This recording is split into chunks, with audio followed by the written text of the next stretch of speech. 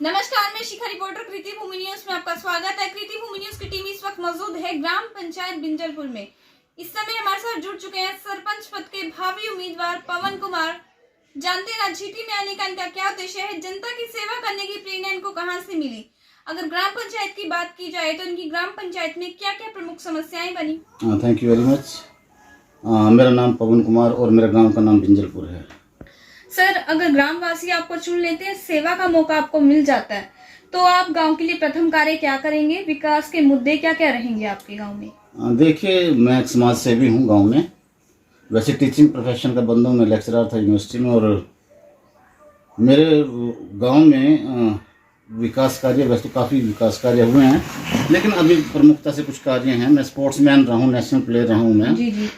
और जो मेरी क्वालिफिकेशन है वो BSc, BPed, MSc, MPed है। स्पोर्ट्स फील्ड में ज़्यादा मुझे इंटरेस्ट है। तो सबसे बड़ी जो कमी अभी देखने को आ रही है गांव में, वो तो स्पोर्ट्स की सबसे ज़्यादा आ रही है। लेकिन अभी अगर मैं लोगों का लिविंग स्टैंडर्ड देखता हूँ तो वहाँ पे बड़ी दिक्कतें हैं। कुछ और इसके अलावा कुछ और समस्या हैं। पानी को लेकर समस्या है, कुछ सड़कों को लेकर समस्या हैं। जैसे खेतों में, कुछ गाँव में तो काफ़ी मोस्टली सड़कें बन चुकी हैं, खेतों में जो सड़कें जा रही हैं उनमें कुछ काम बचे हैं, तो वो सारे के सारे काम मेरे को करने हैं। इसके अलावा जो मेरा मेन मकसद है, हम लोगों ने एक ट्यूशन सेंटर चलाया हुआ है, जो हम लोग जितने भी एम्प्लॉयज़ या बिजनेसमैन हैं सभी के सभी उसमें कोऑपरेट करते हैं और बच्चों को फ्री एजुकेशन देते हैं।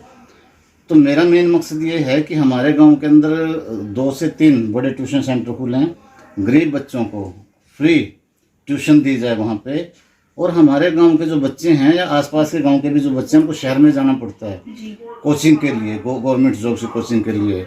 हमने पिछले 5 साल का जो चुनाव था उसके अंदर जो पुराने सरपंच रहे हैं, उन्होंने यहाँ पे एक एक्नॉलेजमेंट सेंटर बनवाया हमारे यहाँ पे। तो उसमें हमारे पास 6 कमरे हैं, एक स्टोर है, 3 लैट्रिन बाथरूम हैं।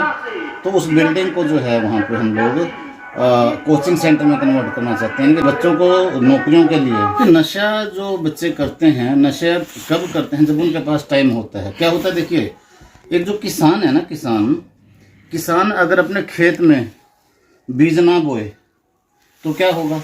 कोई ना कोई खरपतवार कुछ ना कुछ तो जन्मेगा ना। तो वो जो बच्चे नशा करते हैं, अगर उनके पास रोजगार हो तो उनका रुझान जो है नशे की तरफ जाए, क्योंकि उनके पास टाइम ही नहीं होगा तो वो नशा नहीं करेंगे। तो मेरा मेन मकसद रहेगा कि गांव के अंदर गवर्नमेंट की तरफ से कोई छोटा मोटा कोई कारखाना, जिसमें मैं खुद भी इन्वेस्टमेंट करूंगा, कोई कारखाना या कोई छोटी मोटी इंडस्ट्री, चाहे वो पैकिंग की हो या कोई भी इंडस्ट्री हो, इस तरह कोई रोज़गार यहाँ पे गांव में प्रोवाइड कराएंगे। और उन बच्चों को जो नशे के उसमें बड़े हुए हैं उनको वो रोज़गार देंगे, ताकि उनको नशे की तरफ सोचने की ज़रूरत ही ना पड़े। जी सर, गांव में स्वच्छता बनी रहे, इसको लेकर आप क्या योगदान करेंगे? स्वच्छता को लेकर क्या है, जैसे यहाँ पे स्वच्छता को लेकर मेन है समस्या पानी की। हमारा गांव जो बसा हुआ पुराने समय से, बहुत पुराना गांव है हमारा। पानी की निकासी बहुत बढ़िया तरीके से है यहाँ पे जो है, लेकिन एक जोड़ है जिसकी वजह से समस्याएं पैदा हो जाती हैं, कई बार तनाव पैदा हो जाते हैं। तो उसका कोई बहुत बड़ा वो अगर उसको बोले समस्या नहीं है, उसका पानी खंडक हमारे यहाँ पे है, उसमें निकालना, मैंने पाइपलाइन की व्यवस्था करके उसको वो निकालना। लेकिन इसके बाद जो अगर आपने देखा हो कि गाँव के चारों तरफ हमारा लाइटिंग की प्रॉब्लम है, तो मैं स्ट्रीट लाइट सारे गांव में लगवाऊंगा। एक सबसे बड़ी समस्या क्या है हमारे गांव में, जैसे अगर आप यहीं जहाँ पे आप मेरे घर पे बैठे, उससे बाहर एक मंदिर है, गुरु रविदास मंदिर। जब आप वहाँ पे जाके देखोगे तो मैंने अपने पैसे से एक पार्क बनाया है, सार्वजनिक पार्क है, पूरा गाँव उसको यूज करेगा। तो इस तरह के 5 से 6 पार्क मैं अपने गाँव में बनाना चाहता हूँ। उसमें मुझे पूरे गाँव का सहयोग चाहिएगा। मैं खुद भी कोऑपरेट करूँगा और पूरा गाँव भी उसमें कोऑपरेट करे। कुछ गवर्नमेंट की हम मदद लेंगे। यहाँ सबसे बड़ी समस्या है लेडीज़ के लिए क्या है कि उनके लिए घूमने फिरने की जगह, मॉर्निंग वॉकिंग या एक्सरसाइज या स्पोर्ट्स की कोई फैसिलिटी नहीं है। तो हमारे यहाँ पे कुछ ज़मीन पड़ी है, पंचायती ज़मीन है, वो एक ही जगह पड़ी है, 3 एकड़ ज़मीन। तो मेरा यानी कि मैं कोशिश करूँगा, अगर मैं सरपंच बनता हूँ तो ज़मीन के अंदर मैंने एक वहाँ पे पैलेस बनवाना है, क्योंकि ब्याह शादी करने के लिए हमें पैलेस में जाना पड़ता है दूसरे गाँव में।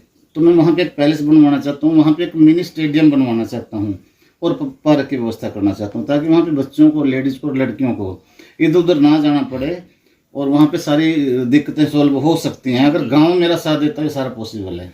सर, हेल्थ को लेकर कोई फैसिलिटी है गाँव में? हमारे यहाँ पे हॉस्पिटल है, लेकिन वो छोटा है अभी।